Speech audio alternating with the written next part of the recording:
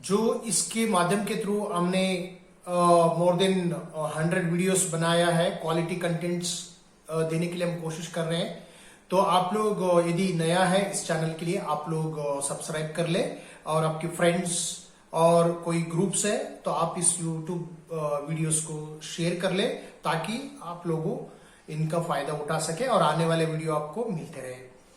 तो फ्रेंड्स, हम लोग जो आज बात करने जा रहे हैं, यूजीसी नेट साइकोलॉजी यूनिट 7 में जो आती है, यूनिट 7 में हम लोग पढ़ेंगे पर्सनालिटी मोटिवेशन के ऊपर, और स्ट्रेस वगैरह जो आता है उसके बारे में जो उसका डिटेल्स होते हैं। पहले हम लोग देखते हैं कि पर्सनालिटी जो यूनिट 7 में जो दिया उसके बारे में थोड़ा सा नजर डाल देते हैं। तो हम लोग को पता है कि पर्सनालिटी जो one of the major part है हमारा साइकोलॉजी में, यूजीसी नेट साइकोलॉजी में हो या साइकोलॉजी इन जनरल, हम लोग बातें करते हैं कि जो हमारा सबसे इंपॉर्टेंट एस्पेक्ट कहा जाता है वो है पर्सनालिटी। अब देखिए, पर्सनालिटी को हमने 3 कंपोनेंट्स में जनरली डिवाइड करते हैं। एक हमारा होता है पर्सनालिटी का सेल्फ के एस्पेक्ट हम जब तक नहीं समझेंगे तब तक हम पर्सनालिटी को पूरा नहीं पढ़ सकते। तो सेल्फ एंड पर्सनालिटी साथ ही साथ चलती है, और साथ उसके अलावा हमने एक असेसमेंट का भी बात करना पड़ता है। पहले तो हम सेल्फ को स्टडी करना पड़ता है, उसके बाद हम स्टडी करना पड़ता है पर्सनालिटी को, उसके बाद हम स्टडी करना पड़ता है असेसमेंट को। क्योंकि एक पर्सनालिटी मुझे लगता है कि साइकोलॉजी में one of the core central part है, सेंट्रल पार्ट है, तो उसको स्टडी करना पड़ेगा। तो क्या होता है, पर्सनालिटी को कैटेगराइजेशन अलग अलग वे में, अलग अलग हमने साइकोलॉजी बुक्स में पढ़ते हैं। लेकिन पर्सनालिटी क्या होता है, पर्सनालिटी हमारा सेल्फ कॉन्सेप्ट होती है, सेल्फ रेगुलेशंस होती है, हम कौन है, क्या करते हैं, हमारा ओवरऑल कॉन्सेप्ट है, हमारा ओवरऑल परसेप्शंस है, वो सारे पर्सनालिटी के हिस्से में आता है। तो बहुत ही मुश्किल है कि सेल्फ पर्सनालिटी को जो एक्सप्लेनेशन करना, एक कोट देना बहुत ही मुश्किल है, क्योंकि सेल्फ या सेल्फ कॉन्सेप्ट है या पर्सनालिटी है, ये ओशन, एक सागर के उपाधि में होता है। तो खास करके यूजीसी नेट एग्जाम्स में पर्सनालिटी का जो ऐसा एरिया है जो आपके क्वेश्चंस ज्यादा आने का चांसेस है, जैसे 12 से लेके 13 क्वेश्चंस आने का भी चांसेस है। तो खास करके सेल्फ रिलेटेड डिफरेंट थ्योरीज है, अप्रोचेस है जो पर्सनालिटी के ऊपर पूछा जाता है। जैसे जनरली हम लोग इंडियन कंटेक्स्ट में बात करें कि जो भगवत गीता का जो क्लासिफिकेशन है, जैसे हम लोग बोलते हैं सत्व गुणा, रजोगुणा, तमोगुणा है। शेल्डन कैटेगरीज का जो क्लासिफिकेशन आपको पूछा जाता है वो थोड़ा ध्यान रख लीजिएगा। शेल्डन कैटेगरी को एक्टोमॉर्फिक, एंडोमॉर्फिक है, इस तरह से जो कैटेगराइजेशन है उस चीज को भी थोड़ा आपको देखना पड़ेगा, वो बहुत इंपॉर्टेंट है। 1 या 2 मार्क्स उसमें आपको जरूर पूछा जाता है। तो इसमें देखिए, एक तो 3 कैटेगराइजेशन श्री कृष्णा ने किया था, और मॉडर्न वे में शेल्डन का जो कैटेगरी है, और अलग अलग वे में हमने अलग अलग कैटेगराइज करके आया है। जनरली हम और एक कैटेगरी भी करते हैं, जैसे introvert and extrovert, Carl Jung ने जो किया था। इंट्रोवर्ट एंड एक्सट्रोवर्ट एक जनरल कैटेगराइजेशन है, बहुत वाइड कैटेगराइजेशन हमने किया है। तो इंट्रोवर्ट और एक्सट्रोवर्ट तो आपको पता ही है, जो लोग इंट्रोवर्ट होते हैं वो ज्यादा शाई होता है, और they are not able to share information compare to the people those who are extrovert होते हैं। तो इसके जरिए हमने कैटेगराइज किया है, और पर्सनालिटी को हमने अलग अलग वे में डिस्कस करते हैं। जैसे उसका एस्पेक्ट क्या होता है, जैसे कॉग्निटिव एंड बिहेवियरल एस्पेक्ट क्या होता है, हम क्या सोचते हैं, कैसे बिहेवियर करते हैं, वो बहुत ही इंपॉर्टेंट खास बात होती है। अब देखिए, पर्सनालिटी को लेकर हमें अलग अलग एस्पेक्ट डेवलप हो चुका है। जैसे कि फॉर एग्जांपल हमने सबसे इंपॉर्टेंट अगर बात करें, सिगमंड फ्राइड जो है साइको एनालिटिक थ्योरी में जो पर्सनालिटी को उन्होंने डिसाइड किया कि पर्सनालिटी क्या होता है। पर्सनालिटी का जो मेन स्ट्रक्चर उन्होंने बोला है कि ईद, ईगो, सुपर ईगो के बारे में जो बात किया है, तो ये होता है हमारा साइकोएनालिटिक अप्रोच में। उन्होंने बहुत डिफेंस मैकेनिज्म कंटेक्स्ट पे भी उन्होंने एक्सप्लेनेशन करता है, और डेवलपमेंटल ऑफ पर्सनालिटी जो होता है वो कैसे डिफरेंट स्टेजेस से, एनुअल स्टेज हो गया, पैलिक स्टेज हो गया, तो अलग अलग स्टेज इसमें उन्होंने एक्सप्लेनेशन किया, उस स्टेज को भी हम समझना पड़ता है, एक बहुत इंपॉर्टेंट है।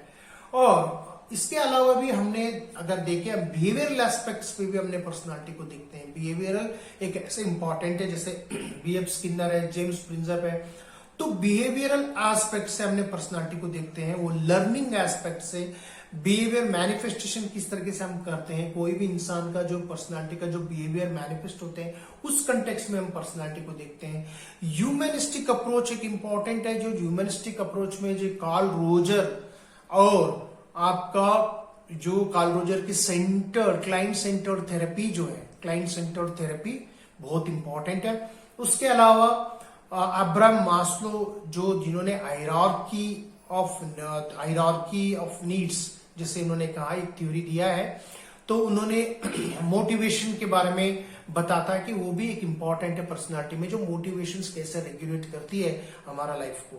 तो हमारा पर्सनालिटी कहीं ना कहीं मोटिवेटेड होते हैं, हमारा परसेप्शंस होते हैं जो मोटिवेटेड होने में, तो वो बहुत ही इंपॉर्टेंट है, हम लोग को ध्यान रखना पड़ेगा। तो इन दोनों को, जो कार्ल रोजर एंड सबसे इंपॉर्टेंट है आपका अब्राहम मास्लो, इन दोनों को हम लोग को याद रखना होगा।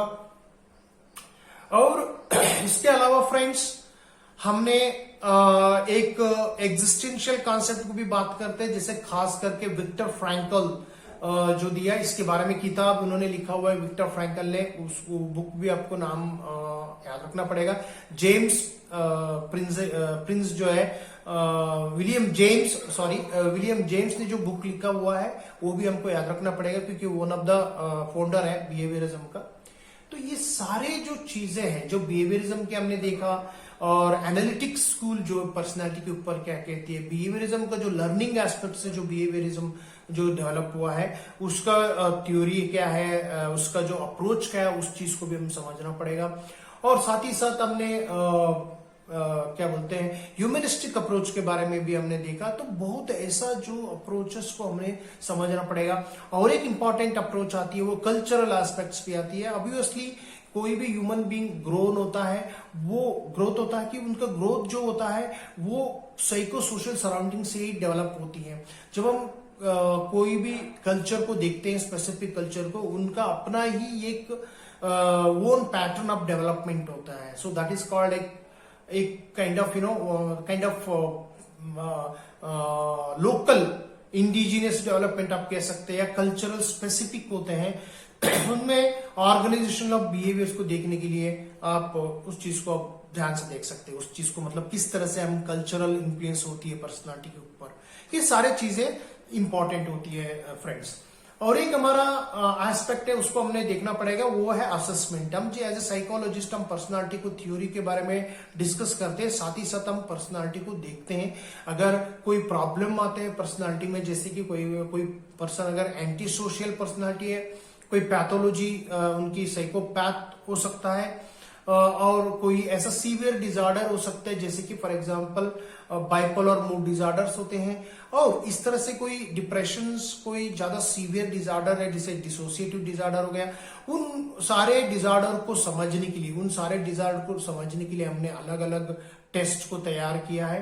उस टेस्ट को हमने अप्लाई करते हैं। फॉर एग्जांपल अगर हम बात करें MMPI 1 और MMPI 2 जो है वो एक ऐसा टेस्ट है जो अभी तो फिलहाल जो चल रहा है MMPI 2 है, वो जो एकदम स्ट्रक्चर टेस्ट है। जनरली हम लोग साइकोपैथोलॉजी या सीवियर जो साइकोलॉजिकल डिसऑर्डर्स को समझने के लिए या अप्लाई करने के लिए उनको हम एडमिनिस्टर करते हैं, वो एक इंपॉर्टेंट है MMPI 2। और उसके अलावा भी अलग अलग पर्सनालिटी का टेस्ट है जो पॉपुलर टेस्ट है, जैसे कि 16 पर्सनालिटी फैक्टर है जो कैटल ने प्रिपेयर किया है, वो भी एक इंपॉर्टेंट टेस्ट है। और उसके अलावा आप 5 फैक्टर ऑफ पर्सनालिटी है, वो भी आप समझ सकते हैं कि जैसे कोस्टारिका ने डेवलप किया है 5 फैक्टर मॉडल जिसको हमने बोलते हैं। उसके अलावा भी कार्ल यूंग का टेस्ट भी है, और अलग अलग साइकोलॉजिस्ट ने अलग अलग वे में डेवलप किया है, जैसे कि फॉर एग्जांपल आलपोर्ट भी बहुत उन्होंने काम किया कि पर्सनालिटी डेवलपमेंट के बारे में उनका स्टेटमेंट भी बहुत इंपॉर्टेंट है। जैसे उन्होंने बोलता है कि पर्सनालिटी जो होता है वो it is an structured organization of given psycho social environment. एक स्ट्रक्चर्ड ऑर्गेनाइजेशन होती है अपना within the person in given psycho social environment. तो ये अल्पोर्ट का जो एक्सप्लेनेशन होता।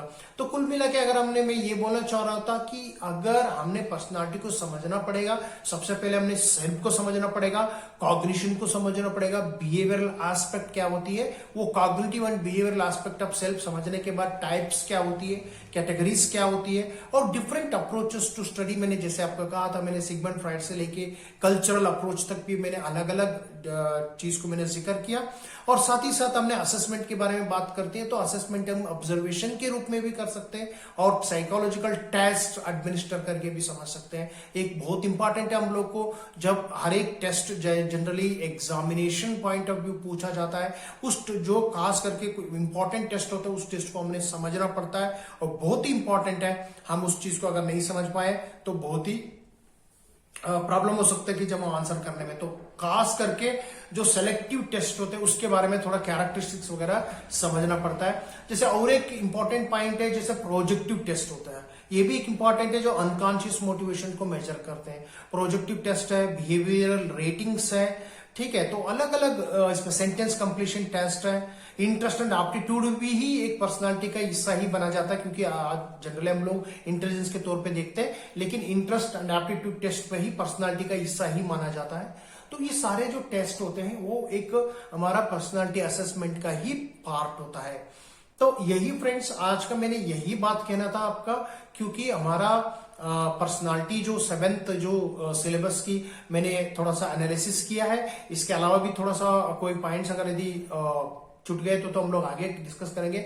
आज का इतना ही था फ्रेंड्स। अभी हमारा जो वीडियोस आपको कैसे लग रहा है तो आप मुझे कमेंट बॉक्स में कमेंट कर सकते हैं। और हमारा इसके थ्रू हमने एक coaching class, online coaching class already चल रहा है, जो फाउंडेशन कोर्स। अगर यदि आप लोग फाउंडेशन कोर्स ज्वाइन करना चाहते हैं, ग्रुप में अगर ज्वाइन करना चाहते हैं, हम सिर्फ और सिर्फ 399 रुपीज का कोचिंग शुरू किया है। ये सिर्फ ग्रुप के लिए, यदि पर्सनली करना है तो वो आप मुझे फोन करके पूछ सकते हैं। तो ग्रुप में अगर यदि हो गया तो 5 to 10 मेंबर्स का हमने कोचिंग शुरू किया है, ऑनलाइन कोचिंग। क्वालिटी कंटेंट्स दे देंगे हम लोग, उसके साथ साथ आपको मटेरियल भी प्रोवाइड किया जाएगा। और मैं इसके साथ आज का वीडियो में खत्म कर रहा हूं। अगर यदि कोई आपकी कोई डाउट्स है इसके रिगार्डिंग, कोई भी डाउट्स होता है तो मेरा नंबर भी है, आप अबाउट सेक्शन में जाके दे सकते हो। डिस्क्रिप्शन में मेरा प्ले लिस्ट है, उसको भी देख लीजिएगा कि हमारा वीडियो के बारे में अगर कोई आपको डाउट्स आता है या कोई भी इश्यू आपको पूछना होता है। तो आज के मैं इतना ही पूछना था आप लोगों के लिए। Thank you for watching my videos and please stay tune with my YouTube channel and so